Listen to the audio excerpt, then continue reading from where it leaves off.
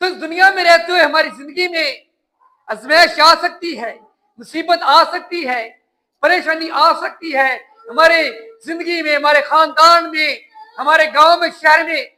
लेकिन हमें कभी ये नहीं सोचना चाहिए कि ये बीमारी गुनाह की वजह से है।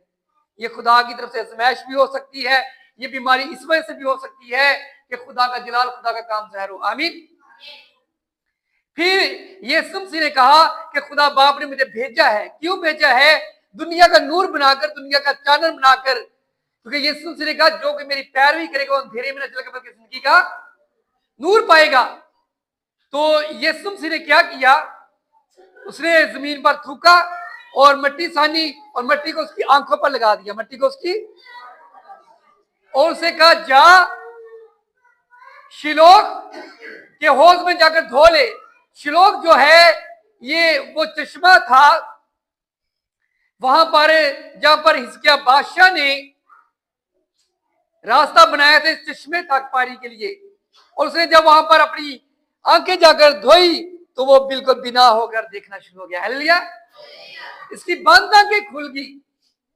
यीशु मसीह बंद आंखों को खोलने वाला है। यीशु मसीह कुदरत वाला है। वो जिंदगी की रोशनी, जिंदगी का चानन है। वो हमारी जिंदगी में जलाली काम कर सकता है। लेकिन कब हमारी जिंदगी में काम होते हैं? जब उसकी पैरवी करते हैं, उसके पास आते हैं, उसका हुक्म मानते हैं। आमीन। यीशु ने कहा जाकर शिलोह के हौज में धो, और उसने अपना मुंह धोया, उसकी आंखें बिल्कुल देखने वाली बन गई, आंखें खुल गई। आमीन। वरना कभी ऐसा हो सकता है कि जाकर पानी लगाई आंखों में, मुंह धोए, उसकी बंद आंखें खुल सकती हैं? नहीं।